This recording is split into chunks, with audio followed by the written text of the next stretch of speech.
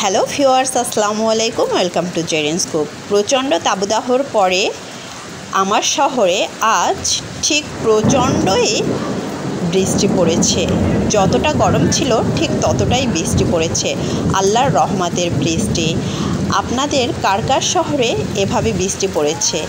আর আমার ইচ্ছে করছিল সম্পূর্ণ বৃষ্টির ভিডিওটা ধরেই আপনাদের সঙ্গে শেয়ার করি, কিন্তু তা তো আর সম্ভব না। যতটুকু পেরেছি বৃষ্টির ফুটেজটা আমি ধরে নিয়েছি। আর এখানে আমি আর আমার ছোট ছেলে বৃষ্টির পানি একটু হাতে লাগাচ্ছি। খুবই ভালো লাগছে বৃষ্টির পানিটা ধরতে, কারণ বৃষ্টির পানিতে আমি ভিজতে পারি না, গোসল করতে পারি না, আমার সহ্য হয় না। বৃষ্টির পানিটা অতিরিক্ত ঠান্ডা থাকে, যেহেতু আমার ঠান্ডার সমস্যা, তাই আমি বৃষ্টির পানিতে ভিজতে পারিনি। আমার বড় ছেলে, তার বাবা, তারা ছাদে গোসল করে নিয়েছে। ওরা খুব এনজয় করেছে, বৃষ্টিটা ওদের শরীরে লাগিয়েছে, কিন্তু আমি তো শরীরে লাগাতে পারিনি, তাই একটু হাত দিয়ে ধরেছি।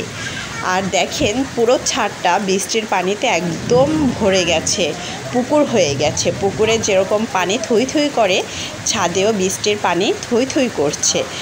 কতটা বৃষ্টি হয়েছে দেখলেই বোঝা যায়। যতটা গরম ছিল ঠিক ততটাই আল্লাহর রহমতের বৃষ্টি নেমেছে।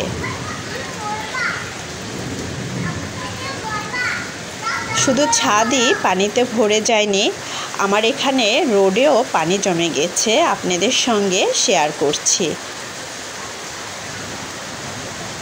এই দেখেন আমার বাড়ির সামনের যে রোড, সেখানটায়ও পানি জমে গেছে। তাহলে বুঝতেই পারছেন কতটা বৃষ্টি হয়েছে। এটা সম্পূর্ণ আল্লাহর রহমতের বৃষ্টি। আর বৃষ্টির শব্দটা আমি মিউট করিনি ইচ্ছে করে, কারণ বৃষ্টির শব্দ সবারই শুনতে ভালো লাগে। আর এই ভিডিওটা আমি শুধুমাত্র আপনাদের ভালো লাগার থেকে ধরে দিয়েছি। যদি ভিডিওটা ভালো লাগে, লাইক, শেয়ার, কমেন্ট করব।